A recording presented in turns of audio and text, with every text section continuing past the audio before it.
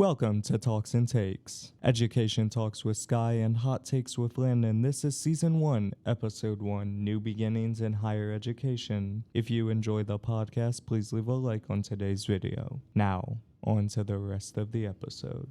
Welcome to Talks and Takes, where we talk about all things education. I'm your host, Sky McMullen. In the middle of the episode, my co-host Landin Smith will be hosting his segment called Hot Takes, where he has a discussion with the guest on a certain hot take. Now, before we get into it, I thought it would be good to tell you guys a little bit about ourselves. I am a senior and attend Talmadge High School and am enrolled in the Teaching Professions Career Program at Theodore Roosevelt High School. After high school, I plan to attend Bowling Green State University to major in career tech and family and consumer sciences education.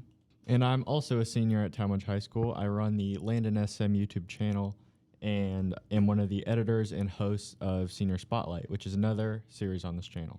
Now, we introduce today's very first guest on Talks and Takes.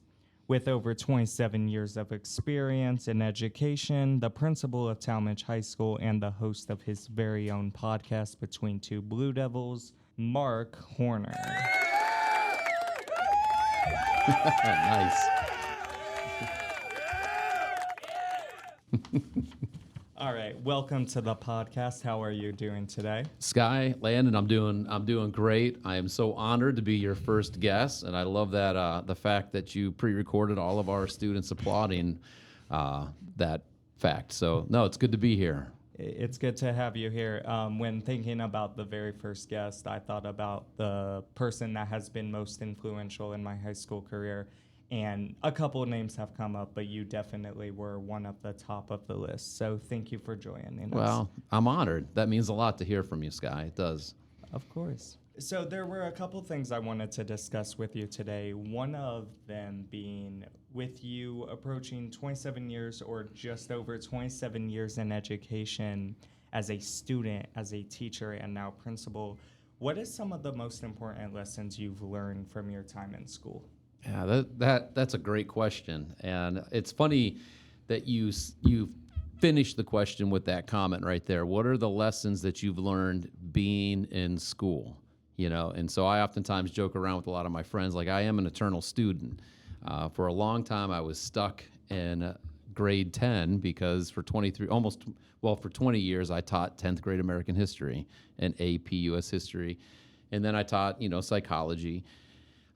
Couple of years as an assistant principal, second year as principal, and even prior to even teaching, I student taught and I subbed at Aldin Talmadge. So my entire career has been here, and I think depending on the stage of life, I've learned many, many different lessons.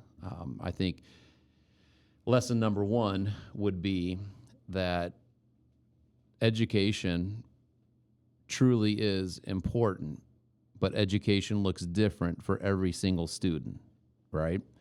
And so when it comes to opportunities, when it comes to impacting lives eternally, as an educator, I was called in the classroom, and I am called as a principal to be one who looks at our student body, and just tries to provide as many opportunities as I possibly can for them to be successful, because education is key. You want to learn, and you don't ever want to stop learning. And oftentimes, sometimes we think we've learned enough. We've never learned enough. That's what kind of keeps us curious, right? Keeps us going in life. You don't know what you don't know. And so education is very, very important. I also think that one of the things I've learned is that, students in particular are way more capable than we oftentimes give them credit for. And they have endured way more than we often know. So there's a part of, one of the lessons on a personal level that I've learned is that the student has just as much to teach me as I had to teach them, and oftentimes more. Our students grow. Every student is intelligent. Every student has opportunity to impact this world. And so it's just awesome to be a part of that journey. Enjoyable it is. One thing I do want to come back to the students, but something I did want to talk to you about first is with all your time in education, like you said, there's different stages of life, and with that different stages of learning. if you had to do it all over again, knowing what you know about yourself now, about education now, where you would end up, would you change anything? This question, I've been asked this question before, and I can honestly tell the two of you that I can't imagine myself doing anything else. I mean, in my personal opinion, there's no greater calling than to be a teacher. My 23 years that I spent in the classroom were the 23 best years of my career. Now, don't get me wrong, I love being an administrator, but there is nothing better than being in the classroom, being around young minds, young people like the two of you, and watching you flourish and grow, having those aha moments as you're, when you're in the middle of a lesson and suddenly, Landin, he gets it. He understands the importance of a historical document. Sky, watching, the light bulb go off and you read a primary source and make connections with previous and, past and future history. And so the classroom is just an unbelievable space to be in. And I can't imagine. I oftentimes when I am asked this question, I'll say, okay, well, maybe if I were a professional golfer, and spent my days on the golf course, but I have never wanted to be anything other. Well, let me restate that. When I finally figured out what I wanted to do, from that point on, I've never wanted to do anything else, and I can't imagine having done anything else. I'm one of those educators who I understand the demands of my calling. I understand that there are certain things outside the world of education that other career choices benefit from. But to me, it's just like I can't imagine doing anything else. And I love what it is that I do. With your education in particular, I know you went to college for a long time, correct? Like 8 years? Yeah, is that correct? It took 8 years, yeah. Hey, no shame in it. I'm a second-year senior. It's great. I love it. Do you still, when you hear people say college is the most important thing, like beyond trade schools, beyond other career choices, do you agree with that? Do you strongly disagree with that? Especially in today's world where there's several paths you can take. Yeah, that's a great question. And it is interesting when you look back. When I look back over my 27 years, you can definitely see transition points where it went from, when I was a senior in high school, the expectation was you were going to graduate high school and you were going to go to college. You were going to get a college degree, and that was the expectation. My parents had that expectation of me. Society had that expectation. But, over the past 27 years, the pendulum has swung completely opposite of that, where it's like college isn't your only option. I can remember when I was in school, when I was in college, I went to the University of Akron. I can remember there being moments where I'm like, okay, this really isn't relevant. It's not important. It's like I'm not sure if I'm actually benefiting from it. It's taken time where I've kind of realized, there are parts of it that I needed, and then there are parts that I actually didn't need. Does that make sense? Yeah, definitely does. All right. Like I said, I want to thank you for joining us in this first half. We are going to do our halftime segment. Let's head into hot takes. Okay, so you already started talking about college a little bit there. So the hot take for this episode is college is a scam. I thought it would be good because it fits the overall theme of the podcast. So I think that college is a scam and it's a waste of money and time, and there's better employment opportunities. And that's like, how people say, like, you can do this the easy way or the hard way? I feel like college is the hard way. So knowing that you went to college for, 8 years? Yeah. And you now have a kid in college right now currently. What's your take on college? How do you feel about it? Yeah, so, and, I started to kind of allude to it a little bit in talking and answering Sky's question. So the beauty of the time that we live in right now is this, and one thing I love about our directional system and the Talmadge Way is that it talks about the 3 E's, right? So some students are called to enroll in college. Others want to go directly into employment, and others want to enlist, right? All 3 are equal in value.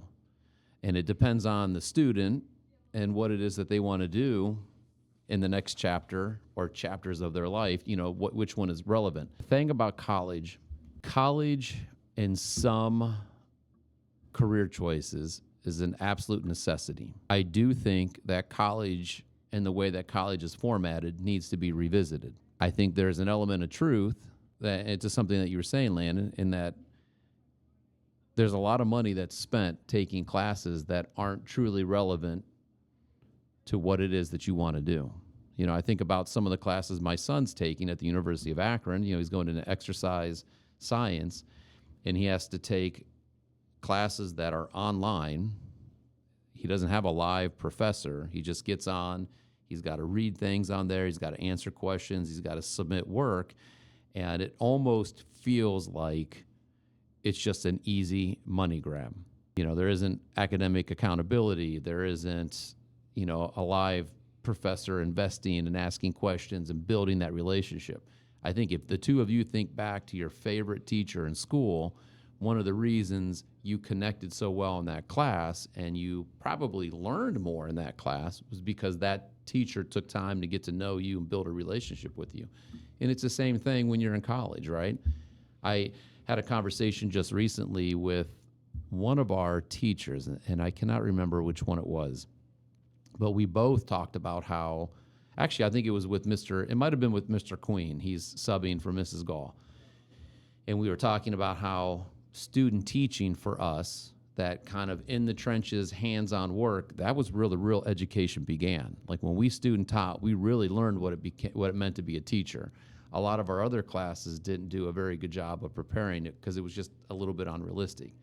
So from that perspective, I would say, college sometimes isn't as good as it should be as far as an experience. The unfortunate thing, Landon, is a lot of times you have to have a piece of paper. You have to have that degree to get where you want to get in life.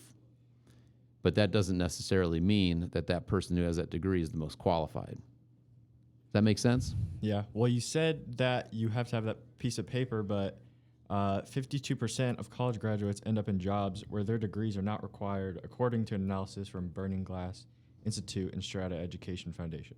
So you spend 4 years there, you spend all this money, you're in thousands of dollars of student debt, like a 48% chance of getting that job that you spent 4 years for. Oh, yeah. I mean, oftentimes, I talk to both my own kids, and I've talked to many students about this, that oftentimes it's not about what you know, it's about who you know, right? I think in some, I look at my daughter as an example, when she graduated from Kent State, and when she got that job, she was provided an internship through her pursuit of a journalism degree, and then that internship turned it into full-time employment. It worked to her advantage to build those relationships during that internship, and that then translated into a career. A lot of times students, if left to their own, Landon, aren't going to build those relationships and those connections that they need,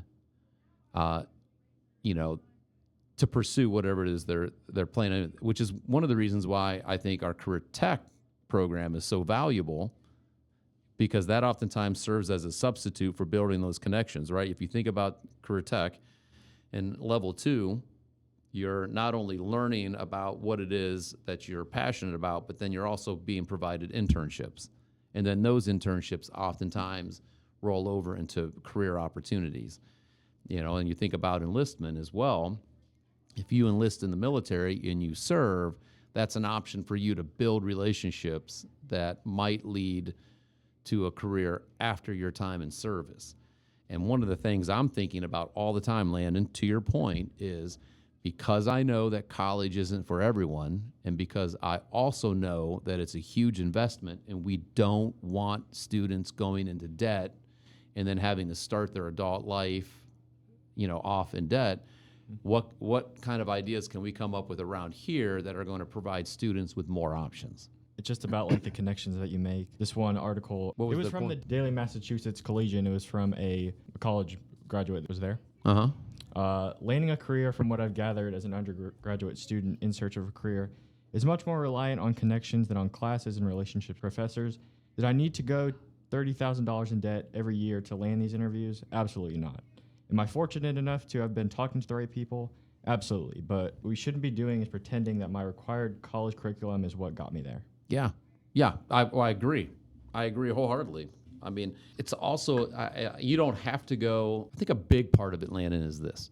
I think a lot of times when students who are choosing to enroll think about going to school, they first start imagining what school would be like at their dream college, right? You don't have to travel far from Summit County to go to school where you're going to accumulate a ton of debt. It's also one of the reasons why, and Sky's been on one of the trips, and maybe you've been on one of the trips, like we try to get you onto the campus at Akron, onto the campus at Kent, onto the campus at Stark. I went to the Kent and Stark one on Friday. Yeah, and so trying to show you, Landon, that there are options. If you choose to go to college, you don't have to go into deep, deep debt. You can go here and still get a quality education that will then open doors for you. The other nice aspect of it, too, is our counselors really work hard to provide you with opportunities to get financial aid. We recognize how costly college can be.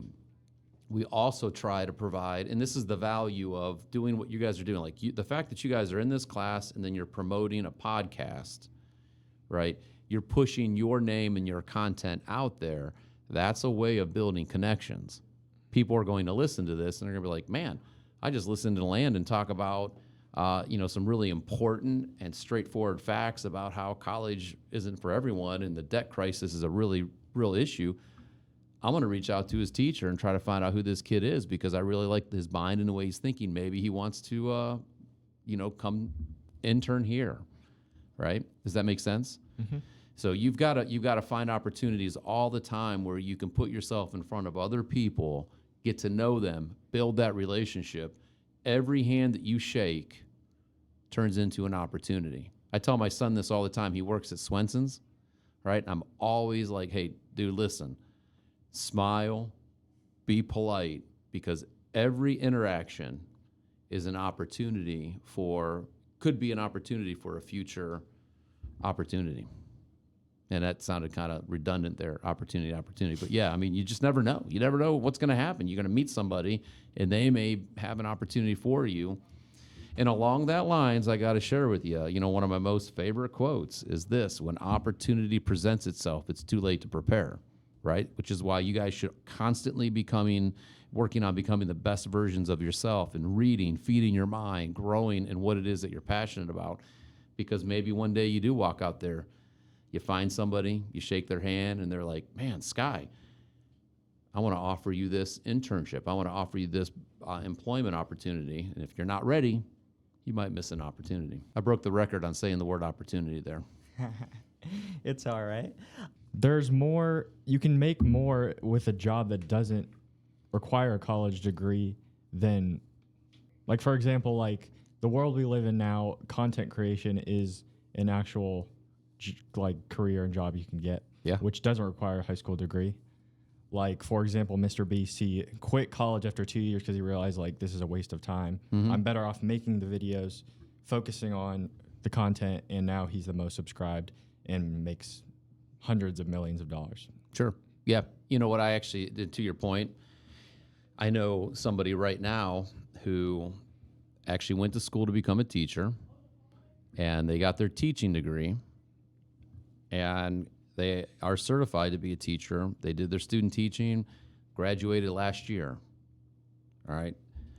This individual is not going into the teaching field because they have such a strong online presence and they have marketed themselves so well that this person makes six figures. That's awesome. But how often does that happen? And so I guess I would summarize, I think the point you're bringing out, Landon, is spot on. and it's an extremely valuable and important point, I would encourage you to do this. Before you even start thinking about what you're doing after high school, think about, what are you passionate about? What is it that you believe your purpose is to be? You know, we're here on purpose, for purpose, right? If you find out and you think about, okay, what do I imagine myself doing over the next 40 years of my life? You've got to love going to work. Now, there are going to be aspects of work. There's aspects of my job that are very difficult that I would rather not do. You know, I'd rather not get up at 5 o'clock every morning. I would rather not have, evening commitments that keep me here, 4 nights a week till 9 o'clock, right? I would rather not make some of those difficult phone conversations. But overall, I love what I do. And so it's easy for me to keep grinding it out and coming to work. You're going to have to figure that out. And then you got to figure out, what is it that's going to get you from point A to point B. And if you've decided that, hey, I don't need to go to college to do what it is that I need to do, fantastic. Put together your plan, put your plan into action, and keep putting one foot in front of the other, even when the obstacles are in front of you, right? Because that obstacle becomes the way. As you work through the difficulties, you figure out how you can solve some of the issues. There are a ton of job opportunities out there where you'll make more money doing that than you would with a degree. I agree with you. It's just about opportunity. It's about finding those unique opportunities. I think, you seem pretty passionate about this, Landon.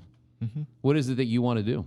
I love content creation. I like making content. So you have, did I notice in the notes that you have your own YouTube channel? Yes, I run the Landin SM YouTube channel. Here's what you need to do. No matter what, you got to start pushing the content out, right? You got to push it out consistently. You got to study, and Mrs. Hedrick is helping you with this, right? When's the prime time to push the content out? Who do you need to at? What type of hashtag do you need to have? How do you need to word it?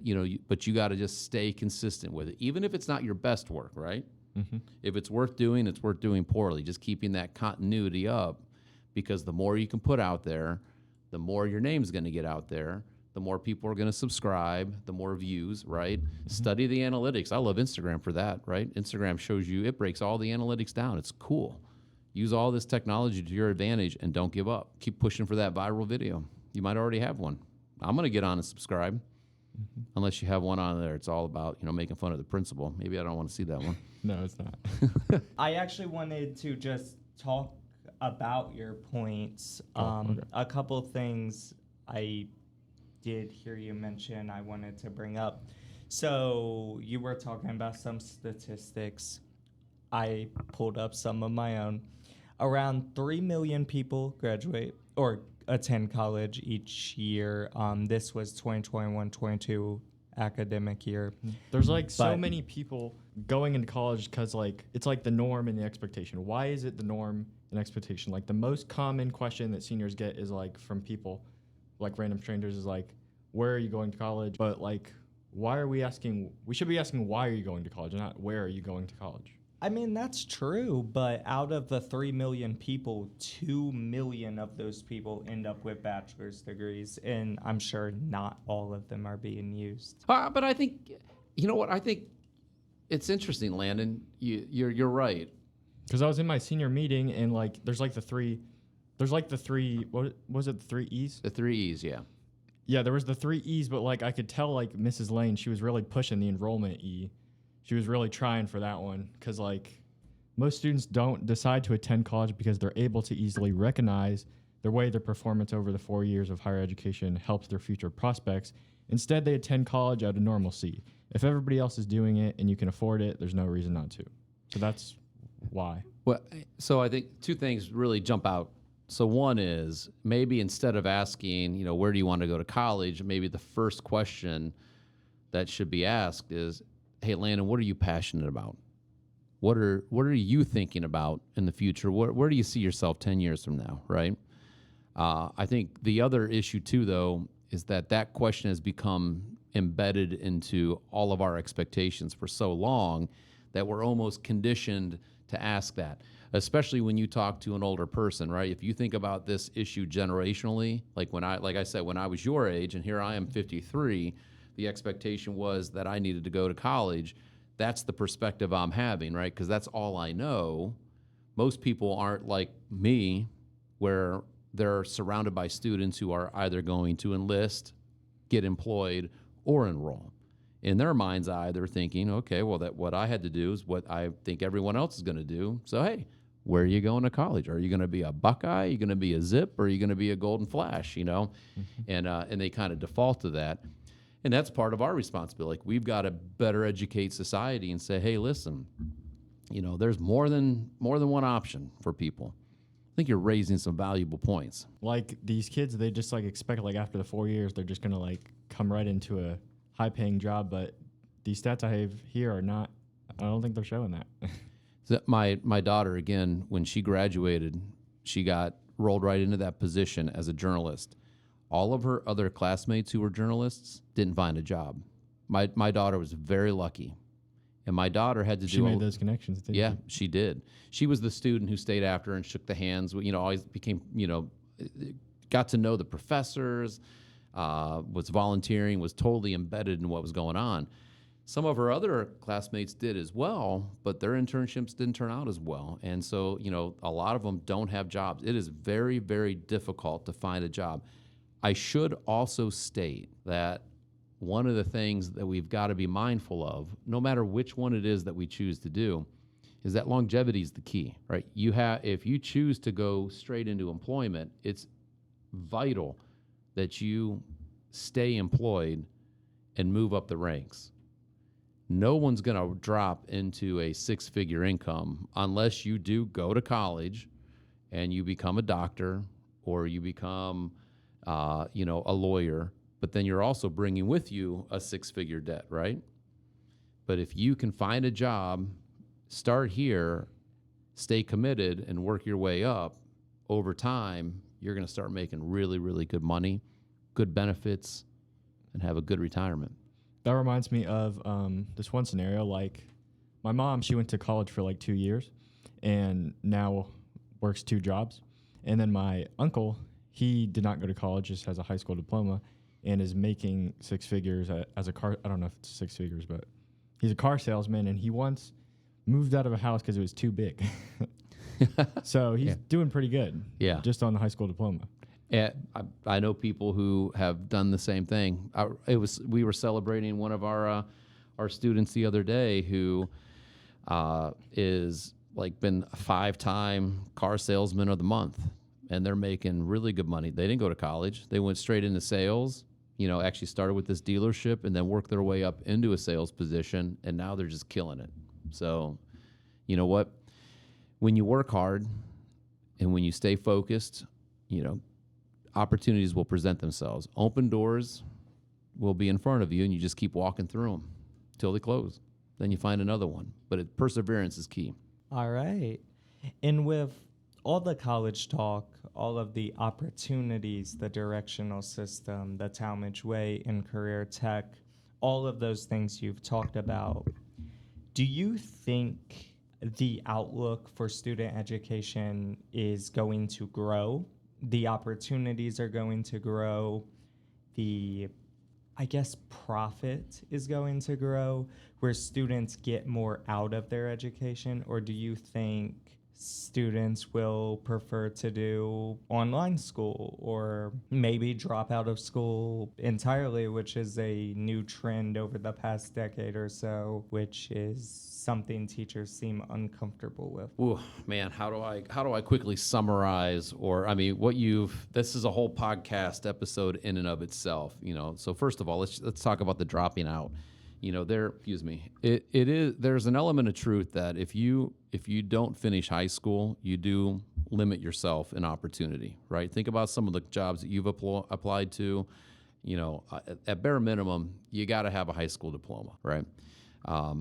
Part of that too, it's not so much the academic side of things that are so important. There's a key part to socialization as well. School should serve as a way of teaching you how to function in society. So when you look at our Talmadge Way, when you look at the competencies of the Talmadge way and then the character traits of it, part of the reason we want you to learn how to collaborate is so that you can get along, whether you're in college, whether you're in the military, or whether you're, employed. How do you get along with people? And then you take the character trait of communication. Okay, so now you're in a group. How do you properly communicate? So when I walk into a classroom and I'm like, hey guys, let's engage in slant, give me your eyes, let's talk, let's make sure we're nodding, let's make sure we're tracking the speaker, all of that. It's not so much it's going to help you pass the class, but what it's going to do is it's going to create a habit that will then make you even more attractive when you make that connection with somebody who might provide an opportunity for you. That makes sense? Yes. Like if you don't know how to listen and you don't know how to communicate, which by the way is a side note, I was watching a reel, like a short on Instagram, and they were talking about qualities that make people marketable today. And this guy, this multi-billionaire, was like, hey, the number one quality that you can build is how to communicate, right? Because you need to be able to communicate a message. Think about the podcast right now. As we're talking, like there is a distinct difference from the beginning to this point right now where you've kind of gotten comfortable, you're feeling a little bit more at home behind the mic, you're starting to communicate your thoughts a little bit better. You're like, okay, this isn't as bad as I thought.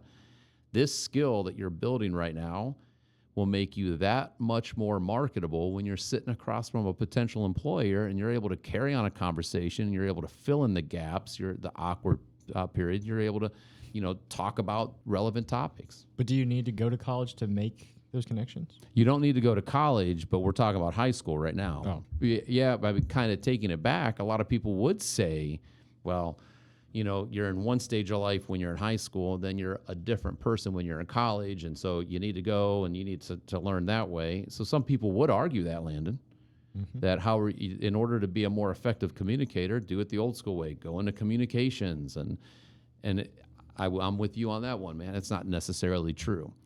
But when you're in high school, high schools are part of their mission is not only to prepare you academically, but to prepare you psychologically and emotionally for what the world has to offer. So high school is going to look very different. I mean, right now, one of the things that I struggle with, and I think you were talking about this as well, like, how do we reimagine high school?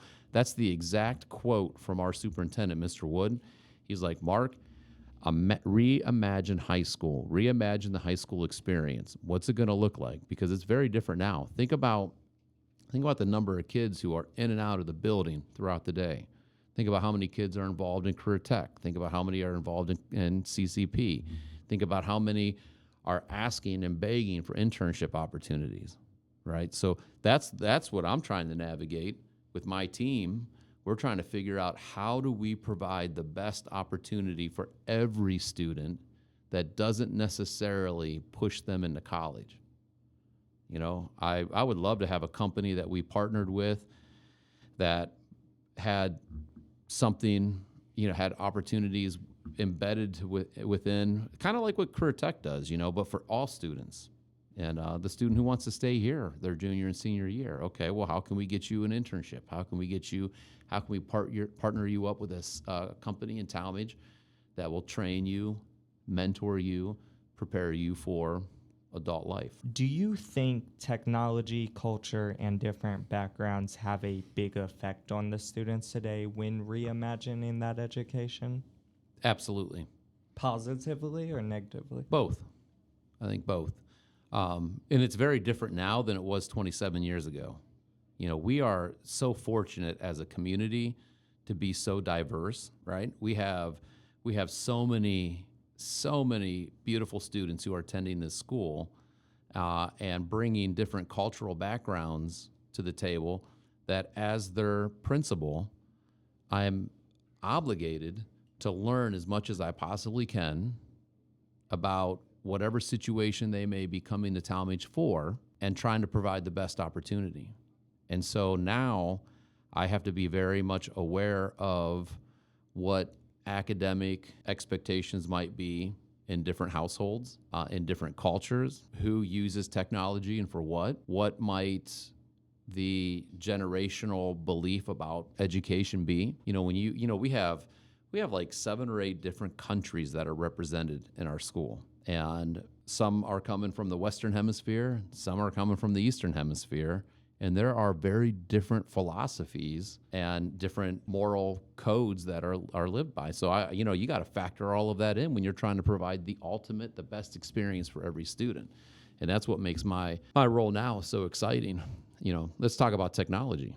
I mean, technology is very different now. And when you start looking at, you look at the short attention spans, think about the last reel that you looked at, it's like 30 seconds long, tops. You're probably thinking about this every time you put a YouTube short out. You're like, okay, how long is this going to be? Am I going to lose the audience?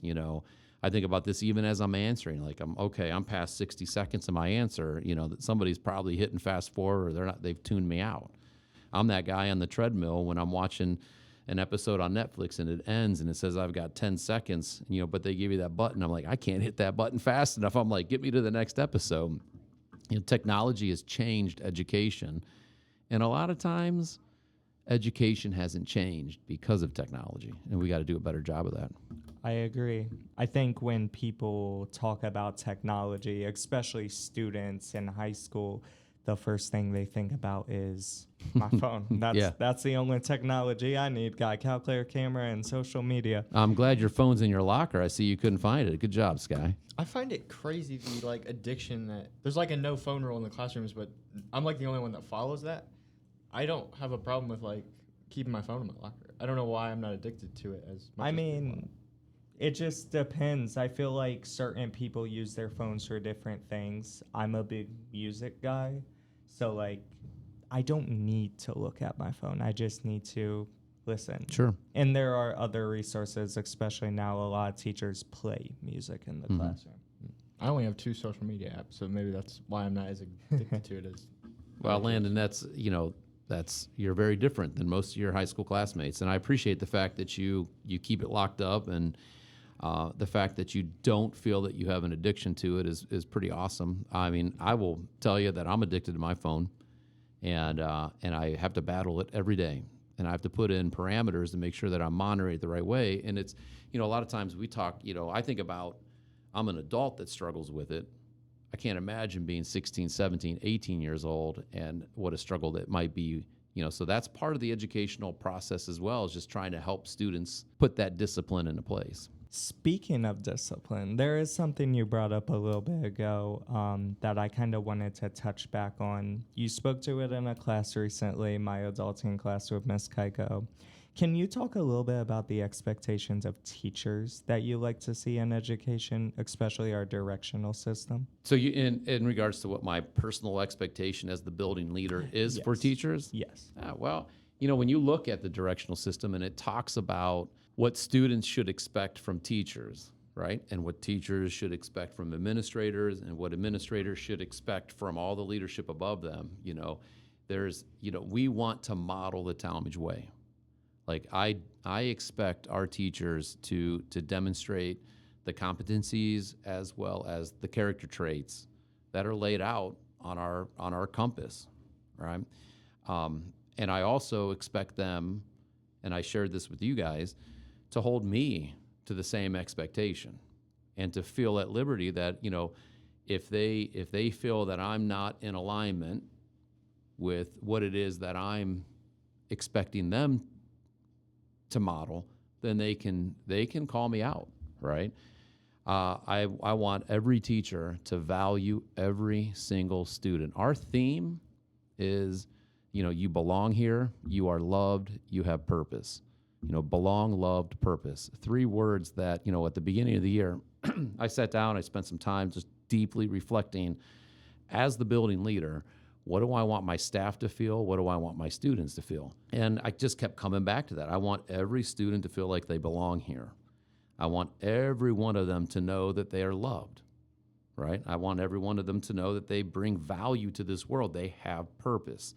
You are here on purpose, for purpose. There isn't an accident walking around this building. No matter what anything outside the walls might say to you or scream to you or whatever, you have value, you have purpose. And so I expect that to be demonstrated in the classroom. And so when I get angry sometimes, when I get frustrated, it's when I don't feel like that might be happening, whether it's in the hallways, the cafeteria, if it's, between student to student, if it's adult to student. And let's be honest, both of you can attest. I mean, we are blessed with the best educators in the world in this building. Yes, I think that deserves an applause. So it's not really a conversation that I have to have very often. I have never had a conversation where I've gone up to a teacher and had to say, hey, listen, make sure the kids don't feel loved or that they belong or that they have purpose in your classroom, But there may come a point, and the mantle of leadership can oftentimes be heavy. Those are the tough questions that we need to address and answer. I sometimes feel like I'm like being talked down to a little bit by teachers. Like it feels like they're talking to me like I'm a kid, like I'm 18 years old, and it kind of feels like they talk to me in a way that doesn't feel like you'd talk to like an adult. Sure. And you know what? And honestly, Landon, oftentimes I find myself doing the same thing as well, right? Talking to a student. For me on a personal level, one of my life quotes is from Socrates, and it's, the unexamined life is a life not worth living. And I go home, I have a journal very much like this, and I go home and every day, I write about what my day has been like, the good, the bad, and the ugly. Like I ask myself 3 questions. What did I do well? What did I not do well? And how can I do number 2 better?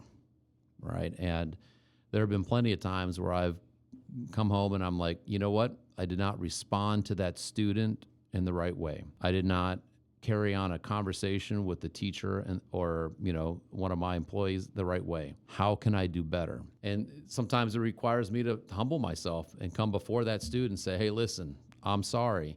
Oftentimes it requires me to sit down and explain why to a student or to an adult. Like, here's why I got frustrated. I care this much about you that I don't want you to make a mistake that compounds onto another one, to another one, to another one, then all of a sudden we find ourselves in a place where we don't really want to be. I think sometimes in the classroom, as the grading period shrinks and you're losing time, and when you're a teacher, let me tell you what goes through a teacher's mind, just so you're aware. A teacher has, they're responsible for the 25 students that are in front of them for that block. They've got the pressure of making sure that they're grading and keeping the grade book updated. They want to hold students accountable. They want to maintain rigor in the classroom. They're fielding a whole bunch of emails that are coming from the principal or coming from the district that, there's a lot that they've got to oversee. And they're getting calls from parents and guardians who might not be happy with something. And they're thinking about all this stuff. So a lot of times when they have a conversation with a student, it's all this, Landon, that's pressuring them. And then and they might not even know that their tone is kind of speaking down to you. I'm sorry that you felt that way. I really am. And I appreciate you bringing that up because, as your principal now, part of my conversation is going to be, hey, let's watch tone. Let's watch how we address our students, so that make sure that they all still know that they belong, they're loved, and they have purpose. Keep on getting emails right here. We'll talk about that in a second. But as we're wrapping up, do you have any closing remarks? Do you have anything else you wanted to bring up today? Your podcast is coming out. Would you like to talk about that at all? Well, real quickly, Between Two Blue Devils Revamped will be coming out here in the next couple weeks. Be on the lookout for it. I do now have a co-host. Preston Schrock will be co-hosting with me. Super excited about that. Let me issue a challenge to you too, as well as anyone else who listens to this. I love the fact that you are, grappling with what to do in the next chapter. Should I enroll in college? Should I go directly into employment? Should I enlist in the military? I love that. There's a great proverb, and it's another one of my mantras, and it's this: the beginning of wisdom is this: get wisdom, and above all else, get insight. If you're thinking about any of the E's, talk to your teachers, talk to your counselor, talk to coaches, mentors, advisors, and just have a conversation like this. Say, hey, you know what? I'm not too sold on the idea of going to college. Here's kind of what I'm interested in. What advice would you give to somebody who is choosing not to go to college, but choosing to go immediately into the workforce? and just start picking the brains. Another quote, I know I'm dropping quotes on you, but let me tell you the one that I've been, and I don't even know who to give credit to for this because the name escapes me, but I was listening to a podcast, I heard it, and I made a voice note, but it's this. Sure, I learn from failure, but I'd rather learn from the failure of others. And the point in that podcast was they were talking about, read as much as you possibly can. If you're interested in going into digital content and you don't want to go to college, then you need to find blog posts from people who are pushing out digital content, and you need to just consume it, read it, listen to podcasts, study Mr. Beast, but, study, read, learn from their failures and successes, right? And learn and expedite, speed up your education, but seek wisdom, and above all else, get insight. Right, that was another thing that I talked to my counselor about in the senior meeting is like, she wanted me to go on the Stark State field trip thing because she was like, they have a great editing course. You don't have to spend all that money to learn about, like I could watch, there's like courses that you can take on editing. There's so many ways to like learn now that you don't have to go to college for that. I mean, when you think about the amount of education in at your fingertips right now, I mean, 100 years ago. Yeah, like I could probably learn everything I need. Oh, no doubt. Absolutely. You could learn everything I'm holding my phone. Well, I guess you guys can see it, but you can learn anything you want, and you could make millions of dollars just off of this right here. Absolutely. But what you need to do is figure out what is it that's going to help you. What are the hacks that are going to help get you from where you are now to where you want to be faster, right? And sometimes for some people that means going to Stark and getting access to a high-tech editing software that you wouldn't have access to right off the bat, and learning the tools of the trade that way. I thought they were going to like show me more about the editing course while I was there, but all they did was say that they had one. I thought I wanted to learn more about their editing course and Photoshop courses. All they did was say that they had them. Well, there you go. You know what? That's part about it getting disappointing. Yeah, but that's, you know what? It's wisdom. It's putting you one step closer to making the best decision for yourself. All right. So at the end of each episode, one of the last segments me and Landin talked about doing was an educator of the week. Mm-hmm. So sorry to throw you on the spot, but at each episode's ending, we would like to give a shout out to an educator of the week. For the viewers, in the description, there will be a Google form where you can give submissions. However, today, to start the very first educator of the week for the very first talks and takes, we would like you to give an educator a shout out, whether it's something a teacher has done recently or a teacher you met at professional development. The floor is yours. Well, you know what? So it's funny because I was typing up my newsletter. I'm a little bit late on my newsletter because I had a long weekend working really hard on some things. But I've got, so in there I give shout outs. I'm going to give you guys, I'm going to tell you who the two teachers I shouted out. So one was Mrs. Gall. So Mrs. Gall is teaching a new class called Career English. Oh, I'm in that class. Yeah. Well, and so as you know, she welcomed a new child to this world this past week, and in preparation for that, and congrats to Mrs. Gall and family. Yeah. In preparation for that, she put together a list of speakers that were going to come in, and they were going to talk to her class about, what they do and how they got to where they were at. And I've listened to some amazing speakers over the past 2 weeks that are, inspiring, and I love. So, kudos to Mrs. Gall for putting something awesome together, even though, she was kind of at the end of a pregnancy, and it's uncomfortable, and it's not sleeping a lot and very, very difficult, and yet she put that together. And then the other teacher that I'm highlighting is Miss Tran, and she did this project in her careers class where they did a trade school fair project. Wow. And so I walked around. She had all of the students presenting in the rotunda, and you talk about not going to college. She was showing that there are other options besides college to her students. She allowed them to do the work and do the research. They put it on display, and one of the students that I talked to actually said, "You know what? I had no idea that the number of options that are available outside of college, so that's kind of to your point, Landon. Like we're serious about trying to make sure students know they don't just have to go to college, and look at Miss Tran taking that and running with it. So kudos to Mrs. Gall and to Miss Tran. Yes, our educators of the week. Congratulations. All right, so my email has been blowing up, and this last segment was supposed to be called just conclusion or check the email, but our podcast overlords are yelling at me, telling me if we don't finish up, they're going to cut the Wi-Fi. So I'm going to pass it over to Landin so we can finish out. Thank you for joining us.